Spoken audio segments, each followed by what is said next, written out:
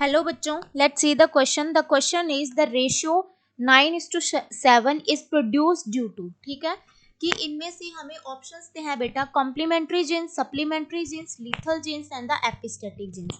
इनमें से कौन से जीन की रेशियो 9:7 होती है? ठीक है, तो सबसे पहले बेटा हम देखते हैं कॉम्प्लीमेंट्री जीन्स। ठीक है, कॉम्प्लीमेंट्री जीन्स क्या रहते हैं बेटा? जैसे कि दो जीन है, उन जीन्स के ऊपर एलील्स प्रेजेंट है। ठीक है, एक जीन का एक एलील ले लिया, दूसरे जीन का एक एलील लिया, वो दोनों बनाएंगे एक स्पेसिफिक टाइप ऑफ फिनोटाइप बनाएंगे। ठीक है, उसे हम बोलते हैं बेटा कॉम्प्लीमेंट्री जीन्स।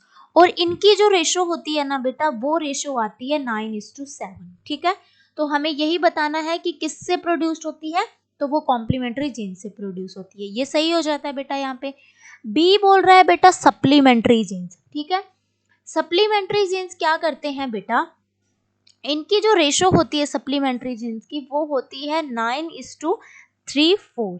ये किसकी रेशो रहती है बेटा? ये रेशो रहती है सप्लीमेंट्री जीन्स की। ठीक है, अब क्या होता है, थर्ड बोल रहा है बेटा लीथल जीन्स। लीथल जीन्स की जो रेशो होती है वो होती है 2:1।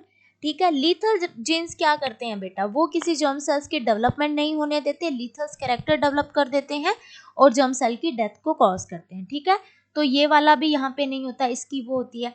डी है एपिस्टेटिक जीन्स। एपिस्टेटिक जीन्स क्या होते हैं बेटा, वो जो एक जीन दूसरे जीन्स के इफेक्ट को क्या कर देता है बेटा, हाइड कर देता है। ठीक है, तो उसे हम बोलते हैं epistatic gene.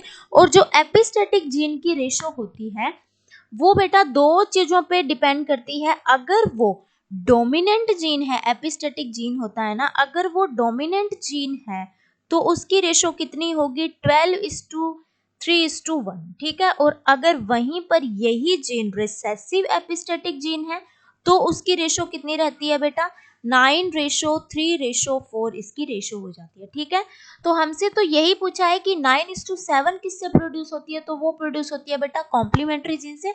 So option A is the correct option. Thank you बच्चों and all the very best.